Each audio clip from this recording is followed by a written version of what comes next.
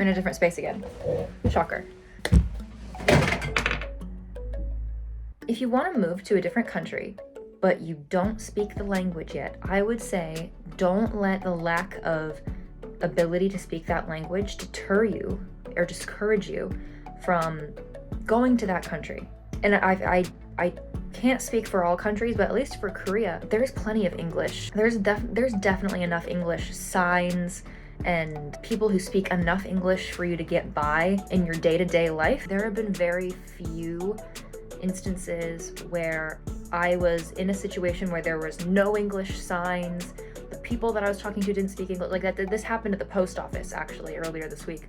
There were no English signs in there. The people who worked there didn't speak basically any English, which is fair. Like, I'm not complaining. It's something that I'm noting. But that like rarely happens. So I would say if you think you're gonna come to a country and have no idea what you're doing, have no idea how to operate in that country, I would say that's not gonna be the case. Like, especially if English is your native language. So if you understand English, like that is huge. Like you're really at an advantage if you speak or understand English fluently. But anyway, all is to say that there will be enough English around here for you to get by, at least in the short term. But that being said, I will say, you are going to a foreign country, you should have the courtesy to learn their language. If you're going to be in that country for the short term, I'm not suggesting that you become fluent in that language by any means.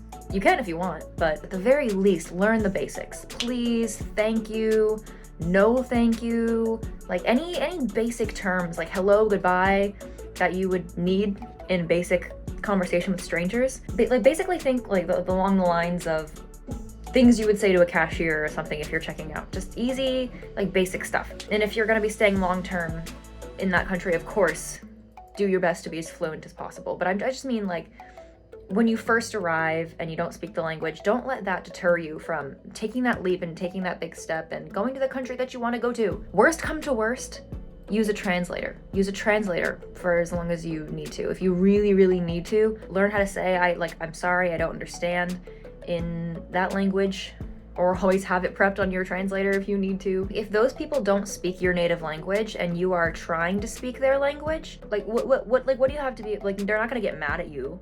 And if they do, or if they if you find it embarrassing, think about it this way, they don't speak your language, but you are speaking their language to them, even on a basic level. So worst case scenario, they're judging you for not speaking their language, but they don't speak your language as well as you do.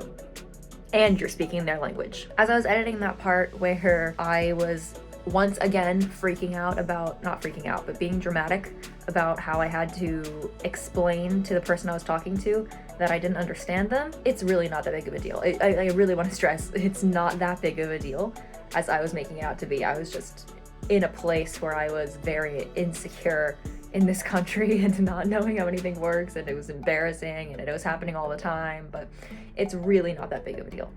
I did that a few like last week or something, when I was getting myself fingerprinted for a background check for a job. Long story, we'll get there. But I had to say that to somebody last week and it wasn't that big of a deal. And in fact, I had an entire interaction completely in Korean.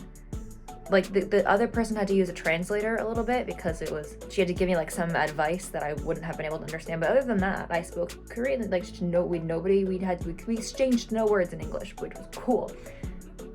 But it took a few months to get there.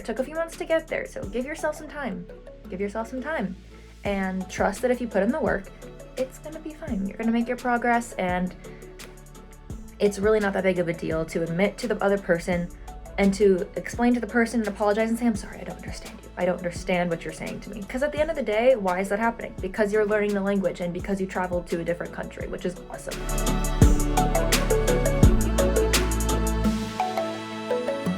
I don't know stores outside of America because I'm American, and Korea is the first country that I've been to other than America.